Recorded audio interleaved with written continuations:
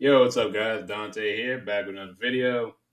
Today's video, I don't think it's gonna be too long, but I want to give my thoughts on the WNBA draft. As you can see on my screen, it is 12:24 a.m. The draft ended um, about 3 hours ago. I did watch the whole thing from start to finish, all three rounds, 36 picks. Um, I guess just some quick thoughts. Presentation was very good.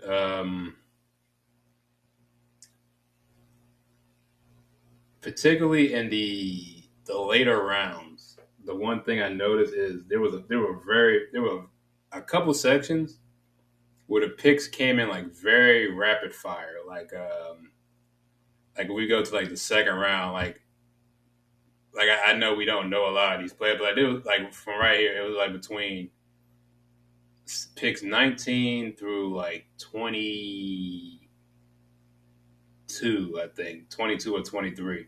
Well, it was all like it was rapid fire, real quick. The picks were in. Um, like they didn't show any kind of what's the word? What do you call them? Like any kind of like displays for them. They didn't show any kind of highlights for these players. They just kind of like, oh, pick is in, pick is in, pick is in. And I get these are later round picks, like even in like the NBA draft, like the NFL draft, there's still like a little bit of a small window between picks. It's not just one pick and then like a few seconds later it's another pick. Um, I think they got to kind of space that out a little bit more. Another thing they need to do, I think you'd also get a little bit more fan engagement, is have guest pickers, have celebrity pickers, like they do for the NFL draft. With the later rounds, you'll have like fans, you'll have like old retired players from the teams that'll make the picks. I think that'd be really cool. That's something they should look forward to. They should try to do in future drafts. I forgot the place where they had the draft. Oh, here you go. The Brooklyn, New York, Brooklyn Academy of Music. The first round, that thing was packed. Like it was like it's like a whole like amphitheater type of display, like where you have music carnivals. I mean, music carnivals, like music shows and stuff like that. Like I guess more like orchestra type stuff. And that thing was packed in the first round. Obviously, as it tailed off towards the end, there were less people. I mean, I'm not. That is what it is. I mean, to be honest, the first round is where we had the first round had the biggest spike in attendance and in viewership, in my opinion. Um, and yeah, it was cool, man. They really had you had your analysis and all that. You had the players come up, and yeah, I enjoyed it. That was cool. I was actually looking forward to it, and shout out to ESPN and WNBA. They delivered on the show. At the end of the day, it is a show. It's an entertainment show. We also, we're also picking, the next group of WNBA superstars. But yeah, man, I enjoyed it. If they keep this going, it's going. Like I said, everything takes time. It's a progress. It's a process. So as you grow the game, you'll get bigger and bigger, and um,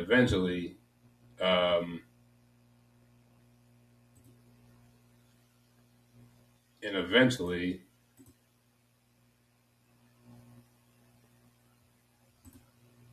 okay, that was weird. And eventually, um, yeah, we'll start. I don't know. Maybe one day they might have the draft at what's that shit? What's that place called? Radio City Music Hall, where they used to have the NFL draft. You never know. You got to keep building the product, and I think they're on their way. I think they can do something good this year. Also, the season actually starts on my birthday, so I'm actually very very excited. Tuesday, May 14th. That'll be the first night of the WNBA, so I'll get to see that on my birthday. So that'll be cool to see. Um, some of the picks. So the first round was pretty chalk for the most part, kind of. This threw me off the Rakia Jackson and J.C. Sheldon picks.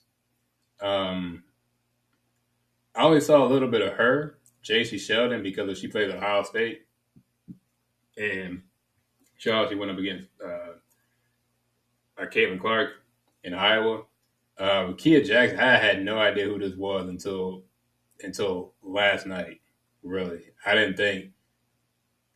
really didn't expect these two to go top five, but like Clark, Brink, Cardozo, those are pretty much the top three.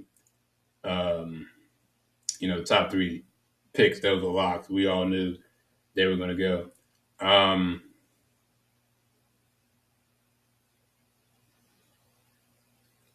I guess like 2 and 3 could be interchangeable, but I guess I can see why you go with Cameron Brink. She's like the local girl. She don't got to go too far, and I guess she can kind of keep her fan base in Cali and just bring it down to the state. It's not Staples Center.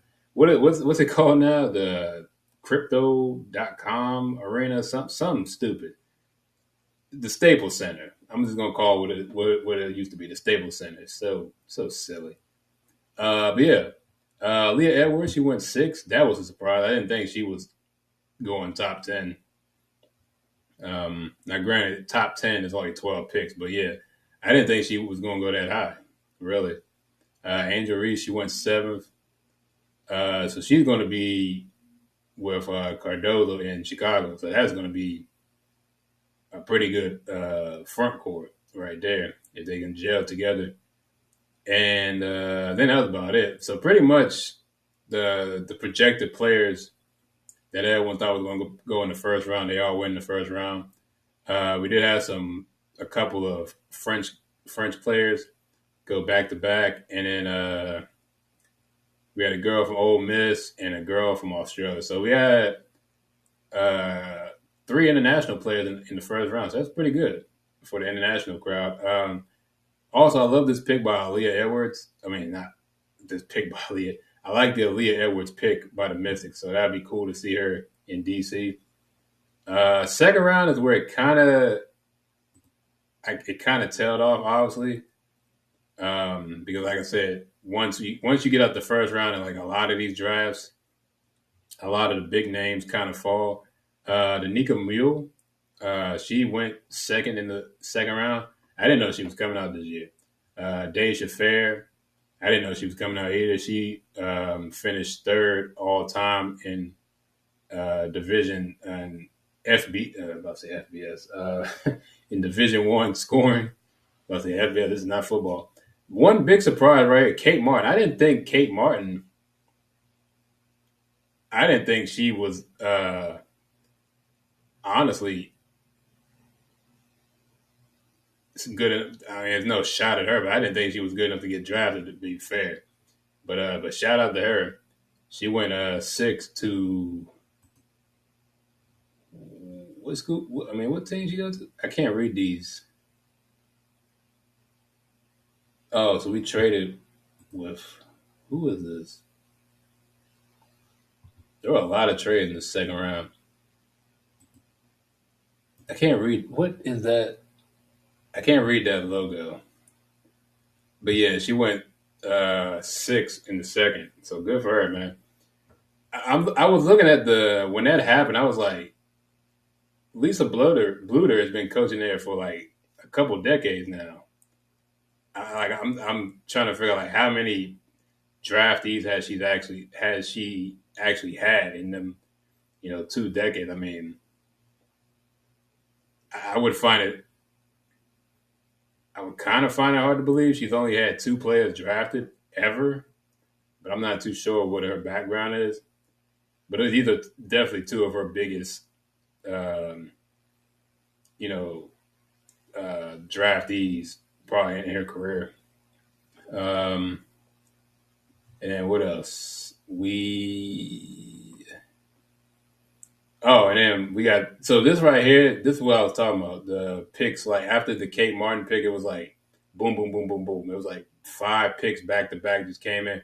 That's another thing. I think I said this earlier, but like a lot of it, like the first round, a lot of it was chalk. At least that first 7 picks, right? Well, at least 5 out of those 7 picks we knew were going in the first round. Um, but then as it got later on, it was just kind of back to back to back. And like I guess you could say, well, they do that in the NFL draft too. But yeah, but it's not like the pace of the picks were like really fast. Like there was no time. It was like, oh, announce name, pick is in, announce name, move on. Usually in the NFL draft, it's like pick is in, um, they'll post a name, and then they'll kind of like they'll give you like a couple minutes to digest the pick, and then they'll move on. This was like I turned around and they went from like 19 to 23 already. I was like, how did they move that fast? But yeah, like I said, that's where they need to start next year. They need to get some guest pickers. They got to get some retired players from the team to do some of these picks. That'd be cool. That'd be awesome. I mean, they're in attendance. You might as well use them, right? I also like this pick, Kaylin Trong. So she played at Gonzaga. I watched her a little bit. I saw a game. It might have been a tournament game. I forgot, like the first or second round.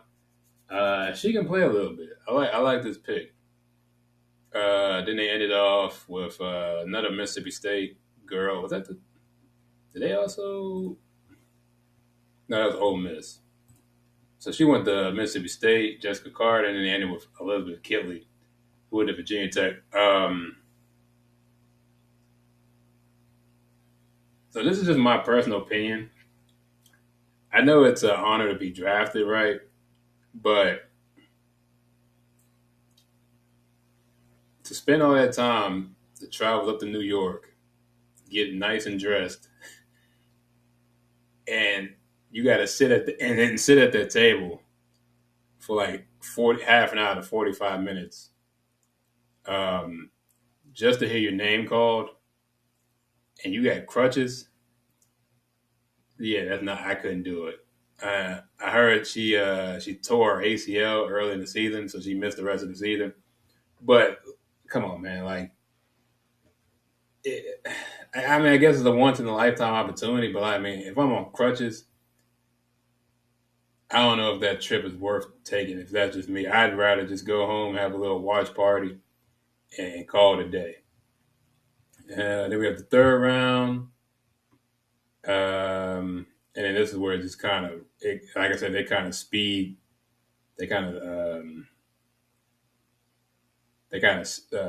run through through this last bit of players. The Mystics picked up a Belgium girl. How would you pronounce it? Nastia Claessens from Belgium. So we're getting some of that international love. We got an Italian player, and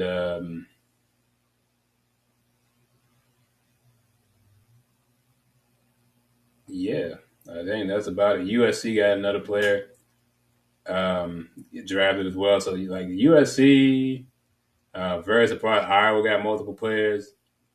Um,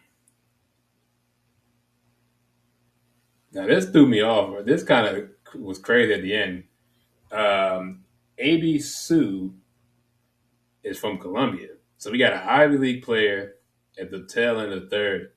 And then I was very surprised as Caitlin Davis, another USC player. I was very surprised at this last pick, Angel Jackson. And I was like, Jackson said, I was like, what? I was like, holy hell. No way. She really got drafted. I was like, holy crap. A player from an HBCU actually got drafted. I'm I'm a little shocked, but a shout out to her. I guess she is the 2024. I guess she will be the Miss Irrelevant. Um, so we'll see how she plays. I can't read these freaking. I can't read what that says.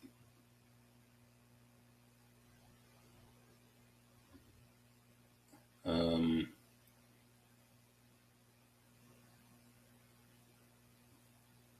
Wait, that's not us.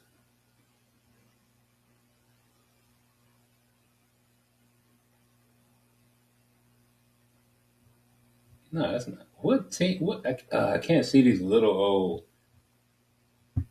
Hold on, I can't see these little old logos. Oh, she went to the Aces. Okay, she went to the freaking Aces. So not only is she got drafted, but she gets to sit with a loaded. Actually, let's see what that roster looking like. Oh, this actually. Oh, you can search it by team. Oh, that's nice. This is nice. Okay, I like this. Okay, shout out ESPN. This is nice. Yeah, so they got some girls. They got Kitley, Jackson, Martin, and Dave Smith. That's actually a very good draft class for them. They did they did all their damage in the second round because they didn't have a first round pick. We go to Washington. We had a solid class. I can work with that. Chicago had a good class. They had Cardozo, Reese, and Maxwell from Gonzaga. Who else? LA had Brink, Jackson, and Forbes. So I mean, it seems like all these teams had pretty good, a pretty decent. New York had a good draft in my opinion. Phoenix, Phoenix, I don't know. Seems kind of, I don't know about that. And in Seattle, only had two picks. So I mean, it seemed like in my opinion, the winners of the draft, I would say, is Washington, Chicago, LA, and Las Vegas. I think those are the four teams that won the draft this year. We can just look at who they had left on the board. There's only 30. There's only 36 picks. I mean, everyone's not gonna get drafted. Um, oh, my girl Brene Alexander. She was a draftable player. Who else? Who else? Who else? Who else?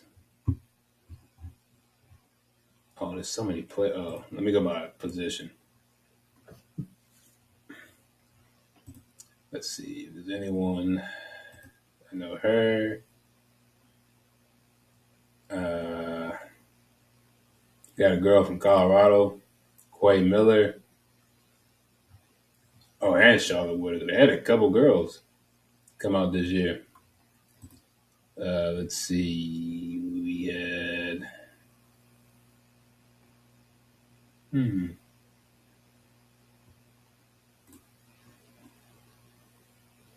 Oh yeah, she went. She got off the board. Oh, Jalen. So they had all. They had a lot of girls come out for Colorado, and Gabby Marshall. She was at. She was in the crowd. She was with. She was with everyone. She was there with Kate Martin and all them in the crowd. So she didn't get drafted, unfortunately. But hey, you can always become you come out to get draft. I mean, get picked up as a free agent. So I mean, it's still you still got a chance to get in there. But yeah, I mean that was just my thoughts on the WMA draft. That was actually a pretty cool experience. It was the presentation was good. I think they really sold the atmosphere of everything. Like I said, a few things they got to work on.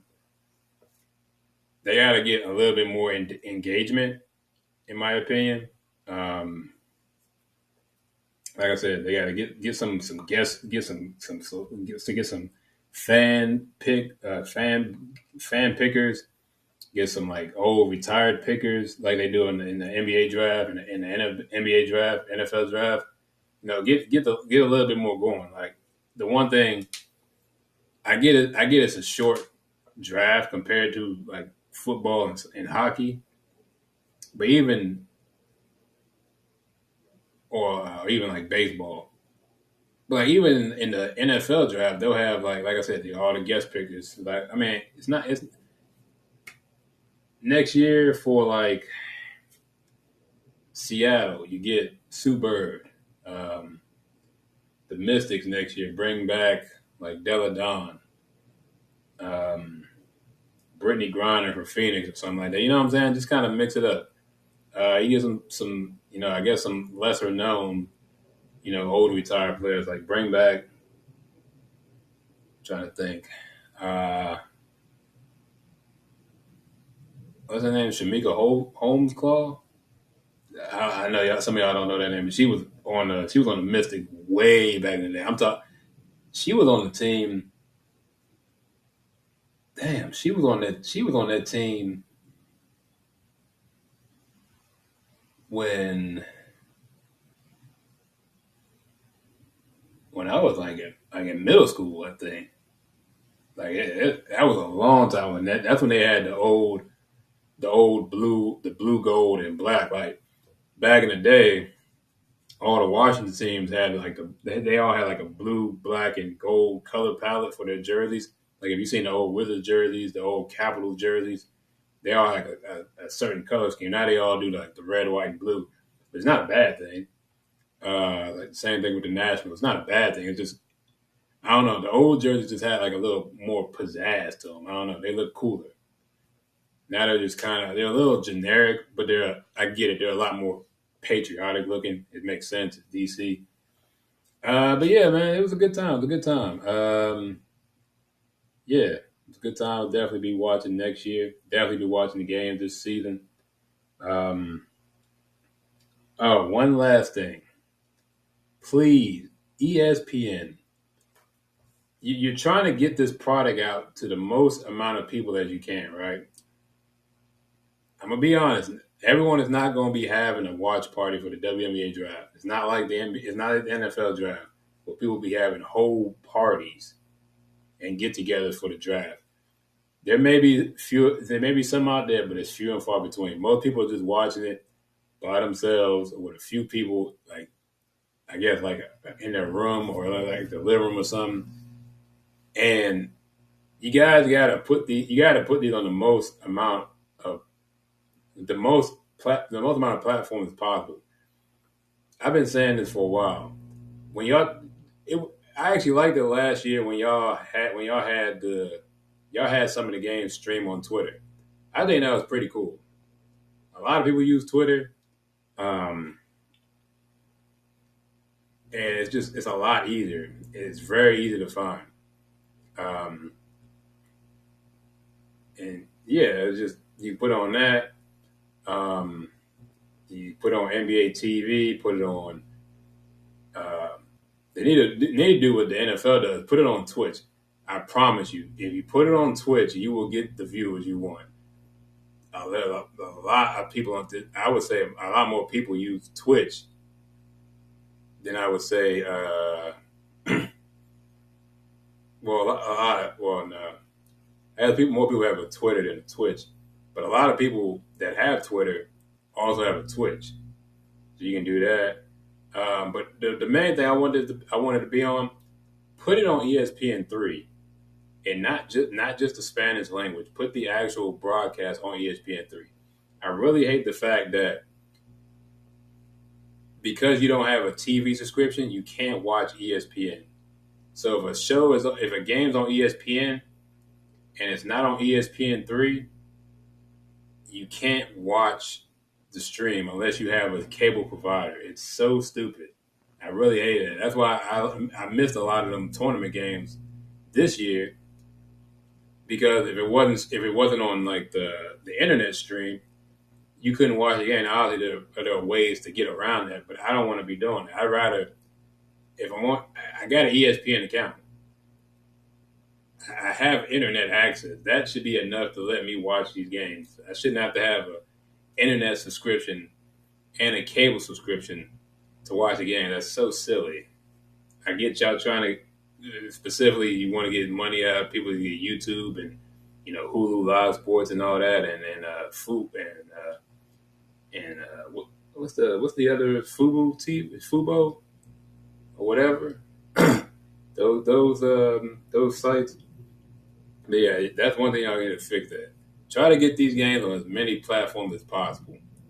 Especially since y'all said the Indiana Fever they're going to be showing. They said 36 of their 40 games on like cable TV or something like that, something like that. And they're already talking about the season tickets are sold out. So like you can do something with this big, but you got to be able to branch out. Everyone don't have ESPN for one reason or another. You got to make this stuff as you got to make this stuff as